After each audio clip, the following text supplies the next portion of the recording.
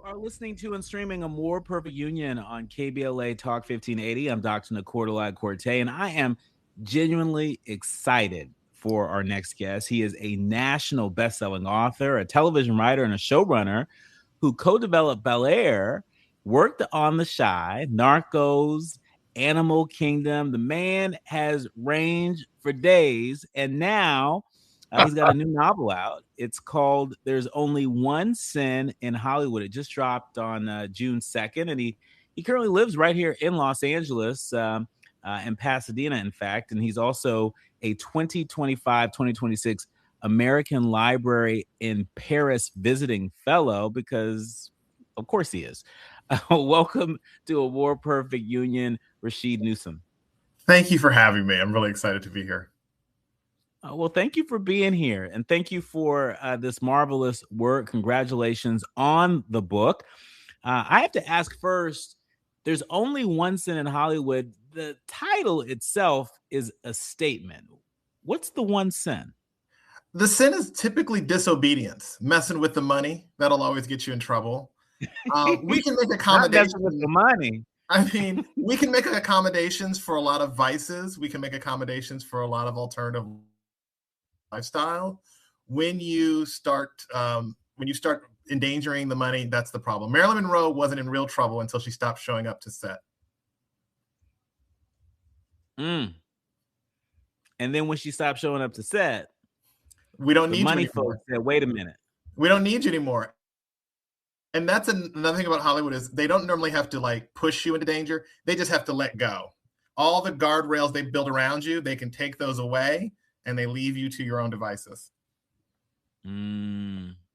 Well, I mean, you know, we know something about that, particularly in this moment, in this current media environment.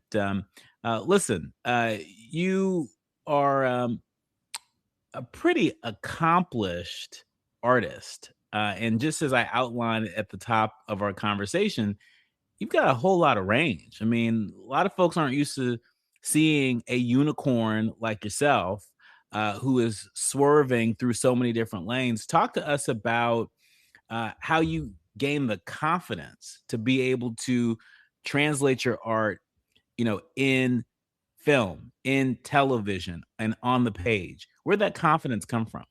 Well, I mean, I like a lot of people sort of deal with imposter syndrome. I don't, because if I wasn't this good, they wouldn't let me have the jobs.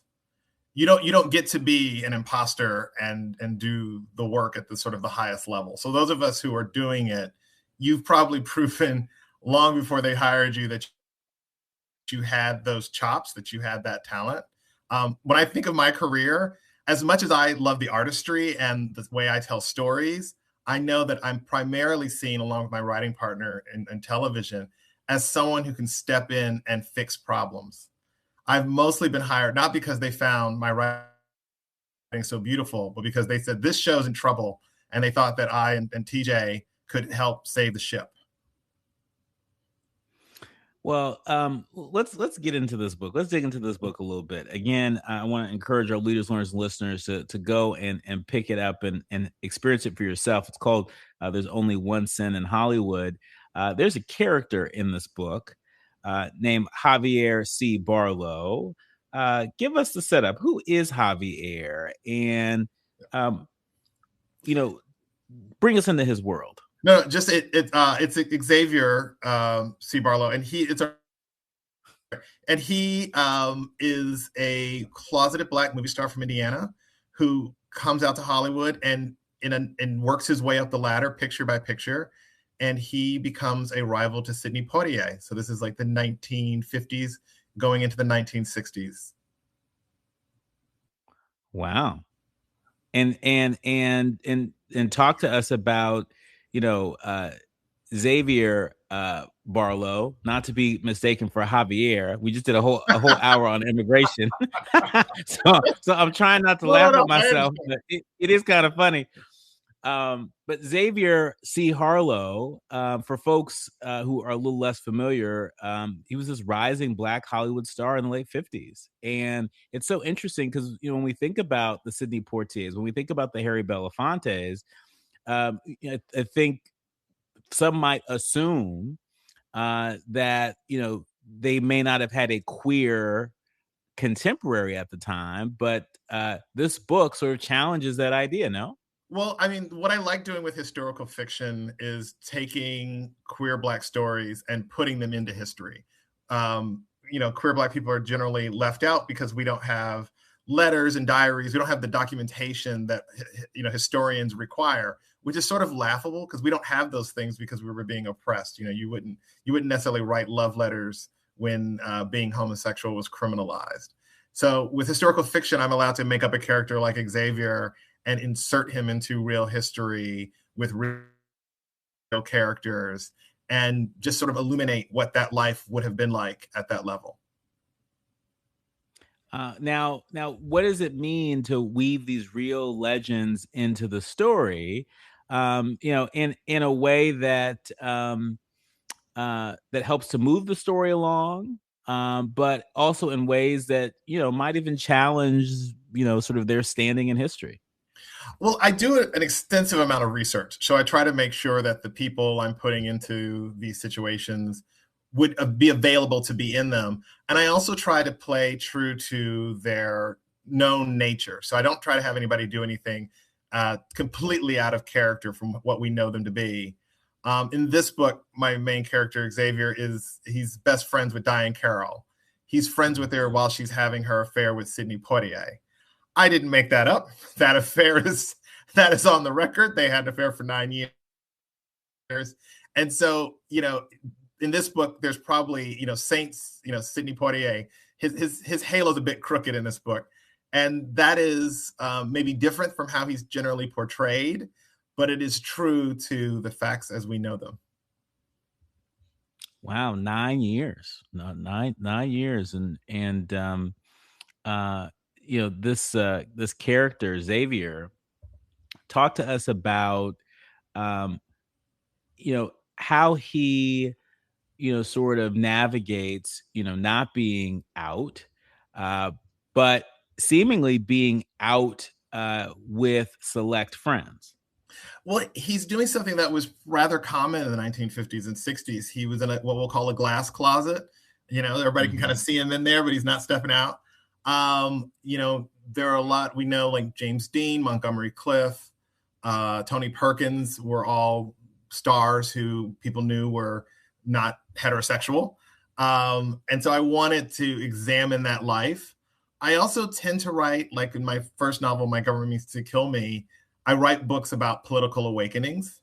And so as a young person fresh to Hollywood, Xavier is fine with the deal of keeping his sexuality under wraps.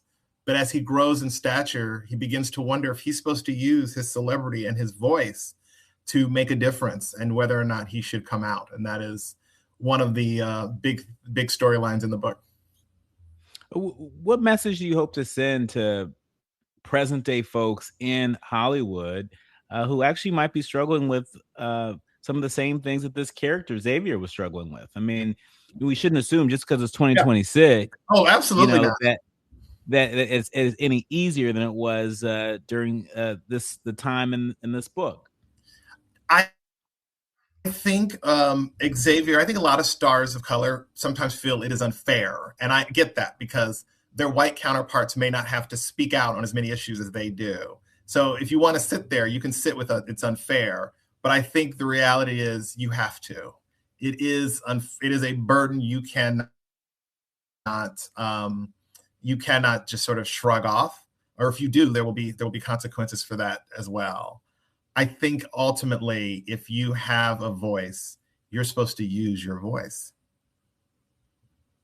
Yeah, but oftentimes there's a cost, and not just in terms of one's social status, but it's going to cost you some capital. And it in some cases it may cost you your job. You may be out of work for a long period of time. At a time right now when there are so many people in Hollywood that are out of work, do you worry that the current media environment is making it harder for folks to make those sort of judgment calls and for folks to exercise their voice fully. I think in the long run, your silence is not going to serve you. It may get you the next job, but it's also going to eat away at you. It's also going to erode your credibility with the audience you're supposed to attract. What is the point of being someone they'll hire if you're not someone the audience will come and watch? And I think if you become disconnected from the political struggles of the time, people notice. I mean, we just live in a world now where audiences are checking and they see you standing there in the spotlight and they want to hear from you. And if you're not willing to be honest, if you're not willing to be vocal, it turns out there's more than one way to kill a career. And there's more than one way for the government to kill us. You wrote in your first book, "My Government Means to Kill Me." It was set during the AIDS crisis in 1980s New York. And now this 1950s Hollywood. You seem to keep going into your archival bag. Talk to us about why the past feels so urgent to you as a writer right now. I love writing historical fiction. One, because there are these gaps in the narrative that when you're looking for stories about Black queer people, you can go to the bookshelves, go to your libraries. You don't find many of them. In writing this book about 1950s Hollywood, it was really hard to find a dozen other books that you could call comps because we just don't find our stories told in these ways. There tends to be a lot more focus on contemporary stories. I get that. People want to kind of read about the here and now, but I think it's my job to sort of give you history and make it and give it the urgency of now. I also am just a hyper fixating research nerd who likes digging into the archives and coming out with these stories. My next book is going to be in San Francisco in the 1970s. Oh, wow. Look at you over here, putting some chum in the water. Giving us a little bit of news of the coming attraction. We love it. We love it. We love it. Do you worry that, for as much good as you are hoping to pump out into the world through this story, do you worry that this book might be banned in this current environment? I don't worry about book bans because my books are for adults. The cowards that kind of lead those book banning campaigns tend to go after books for young adults and children because that's easier to sort of target. And you can sort of get parents more, or a certain segment of parents riled up about it. I've written an adult book for adults, so people can read it or not read it. So I don't worry too much about being banned. Because I'm thinking about, books like, The Bluest Eye and, Beloved. And there are some Baldwin books that have been banned. Those certainly aren't books for kids, but certainly there are the folks who are banning books aren't reading them. They're not reading them, and they're also not acting indiscriminately. No, and they're working from a blueprint that's been handed to them. It's harder. I mean, it can be done, but it's harder to go after adult books. I mean, and they're not terribly. They're rather lazy, and they're lazy thinkers, and so it's just sort of easier to look at a book that has some connection that they think, oh my goodness, we must save the children. And that's primarily where they've been focused. When we come forward, more with author Rasheed Newson. He is the man behind There's Only One Sin in Hollywood. This book just dropped the beginning of June, and it's creating a whole lot of buzz. And we got Rasheed with us for a little while longer. You're listening to and streaming A More Perfect Union on KBLA Talk 1580. More when we come forward. 1580. You are listening to and streaming A More Perfect Union on KBLA Talk 1580. I'm Dr. Nii-Quartelai Quartey, and we're still here cruising an afternoon drive time with Rasheed Newson. He's the author of There's Only One Sin in Hollywood, which is available everywhere books are sold right now. Go get it. Go get it. And while you're at it, come visit us. Because there's going to be a whole part 2 to this conversation in person, live in Washington, D.C. at the MLK Library. Pull up on June 23rd at 7 p.m. We're going to be in conversation in this book. And if you're part of the audience, you'll have an opportunity to be a part of that Q&A. And so, look, I can't make it any more plain. You all are welcome to pull up to the conversation I've been anticipating with Rasheed, not just here on the air, but in person. And so, Rasheed, I want to talk about Bel-Air because you co-created one of the most unexpected success stories in recent television, taking the Fresh Prince, the icon of Black popular culture, certainly one of them, and reimagining it as a serious drama series. What was that creative leap like? Well, my writing partner TJ Brady and I stepped into that project when it was already in motion. So Morgan Cooper, the director, had done a short film where he had sort of introduced that concept of doing it like a drama, and then they were struggling to figure out how to turn that script and turn that into a show. So that's one of those. Can you come down here and help write the ship? We went down there. I just remember the tremendous pressure. The room was 9 weeks behind. I don't know if people remember this. Bel-Air aired the same day as the Super Bowl because it's on Peacock, and NBC Universal had the Super Bowl that year. And that turned out to be a launch date you cannot move. So we were under the gun. COVID broke out while we were doing that. So we were, people were getting tested every day. I think of it as a Hall of Fame season because I was just trying to figure out, is there going to be a show? And then on top of that, we're like, okay, how do we do this in a way that people feel good about it? Initial reaction from the core audience, because they showed me the testing, was don't do this. Don't mess with my show. Don't ruin my childhood. So there were very strong headwinds all around. And my real goal was, can we just make something we're proud of? And how proud, on a scale from 1 to 10, how proud were you of Bel-Air? Oh, I'm a 10. I'm very proud. I am very proud that under all that pressure, I think collectively didn't let it get to us. We sort of stayed focused on the creative fundamentals that were guiding us. And we also just got tremendously lucky. We got tremendously lucky with that cast. We were fortunate that when it did come out, the audience found it. I mean, I've very rarely seen this. Normally people say they don't like something, they stick with that opinion. Week after week, people sort of started coming forward on social media and saying, I didn't think this was going to be good, but I like this show.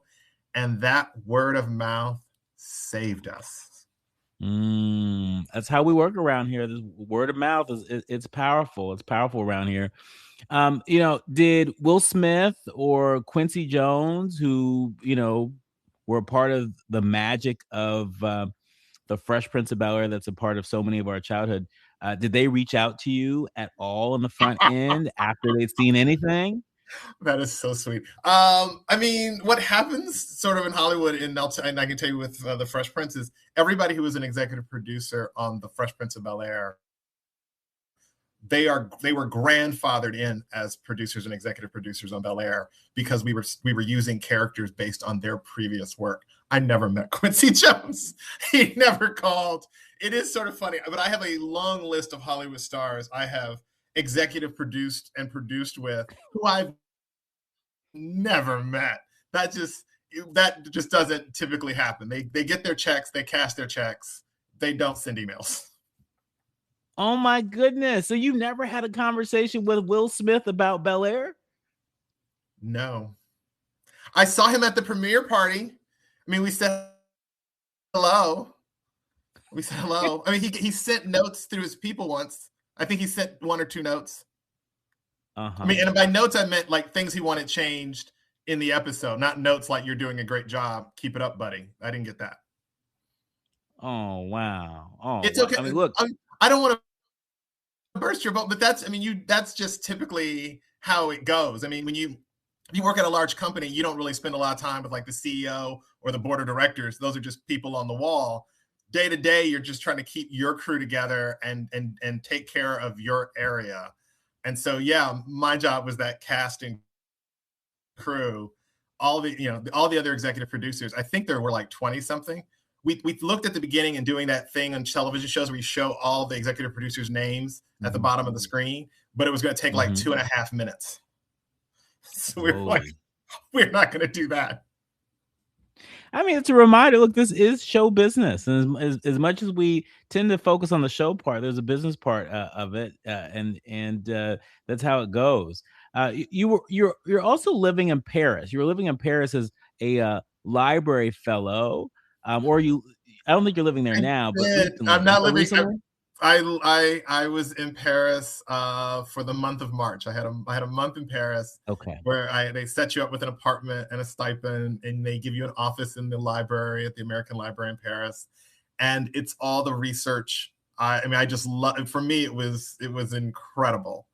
So I brought my family over for spring break. My husband and our 2 kids came over to have some time in Paris. It was delightful.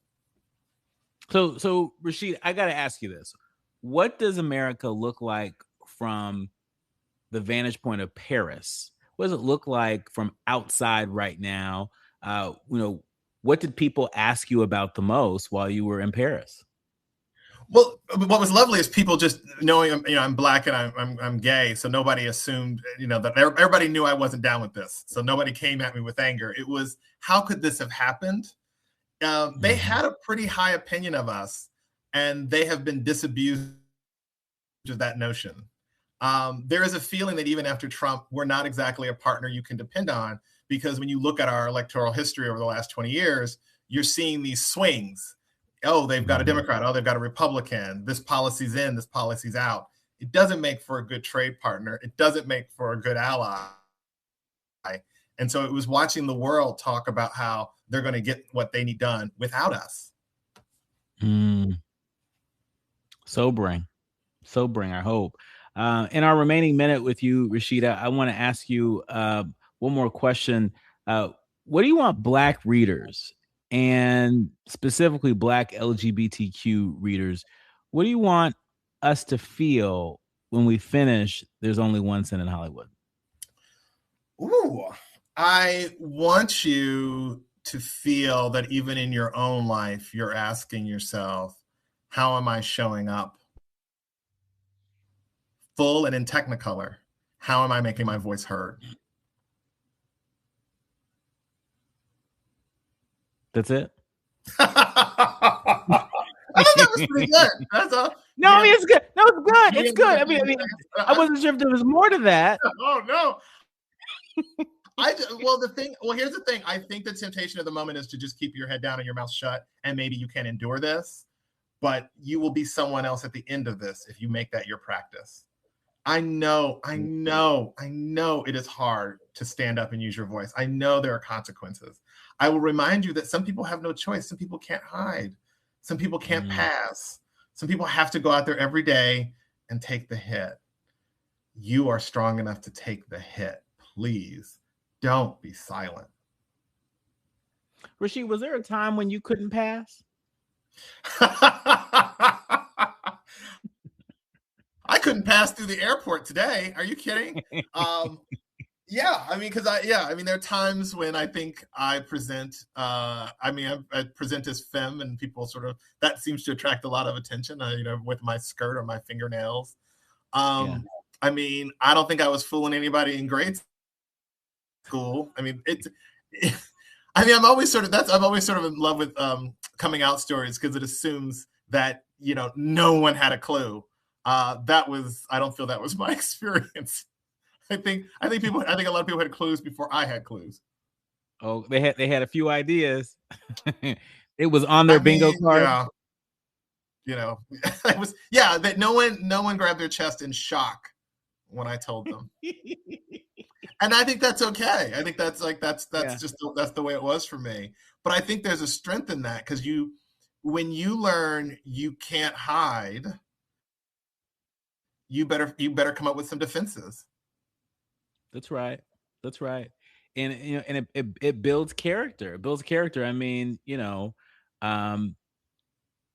a little bit different but similar. Having an uncommon name, Nii-Quartelai Quartey, that's a lot of name. That's a heavy name, right? And it forces you to build a level of confidence, a level of resilience, starting from a very young age. Can you imagine being in the 2nd grade and your name is Nii-Quartelai Quartey? That is the thing. I mean, like, I've known anywhere I've gone, I'm not going to be a wallflower. I'm just not going to be. And I've been in situations, particularly in rooms, where people have a need to hear my opinion. They'll start by going, well, I'm not sure if Rasheed is going to like this. And I'm like, well, I guess I need to respond now. I gotta step up and say something. And I sometimes just think it's just little old me over here. Why do you care what I think or what I'm doing? But that has not been the experience of my life. I am often drawn into it. I am called out. I have not really been many places where I could just blend in. Well, look, folks can, speaking of many places, people can join us for part 2 of this conversation live in Washington, D.C. at the Martin Luther King Library. Be there or be square, Tuesday, June 23rd at 7 p.m. There'll be a rich Q&A portion of that conversation. I can't wait for round 2 with Rasheed Newson. In the meantime, know that there's only one Sin in Hollywood is available everywhere books are sold. You heard it here first. This is the summer read that people are going to be talking about. Thank you, Rasheed. Thank you for joining us here on A More Perfect Union. Thank you for having me. I'll see you in DC next week. Yes. You've been listening to and streaming A More Perfect Union on KBLA Talk 1580.